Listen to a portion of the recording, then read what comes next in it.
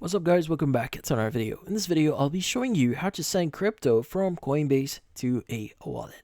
Now, sending crypto from Coinbase to a wallet is fairly easy. So the first requirement here is you need to identify which cryptocurrency that you want to send here and also which wallet you're using. So depending on what wallet you're using, accessing or getting your address for it is quite different. But typically speaking, you just need to access the actual cryptocurrency you want to say, like for example ETH, and in that page you should be able to see the receive button on it.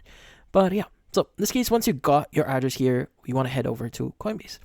Now in your Coinbase account, at the bottom right, you have send and receive option. So in this case, if you want to receive it on your wallet, you want to go ahead and click on send crypto here, since we are sending from Coinbase here, and just choose your Coinbase wallet here. So go ahead and click on it.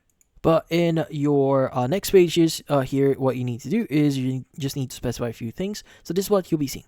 Now, they might ask you, or Coinbase might ask you to specify which cryptocurrency you want to send first. So go ahead and just specify that in here. So if you use like Ethereum, if you copy the Ethereum address or wallet from your account, make sure to choose Ethereum here as well. So make sure that cryptocurrency matches. So if you're sending Solana or receiving Solana, make sure they match in here. So yeah. So in this case, specify the amount that you want to send here. And if you click on the to section, this is what you'll be seeing. So in the next page, you just need to specify the address that we copied before. Go ahead and select that, and it will appear in here. Just click on it once it actually appears. Now, in the next page, you want to go and just click on previous send at the bottom right, bottom section here.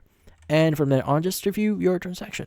That includes the amount that you'll be sending, the address, the network that you'll be using. So make sure the network also matches, and the network fees.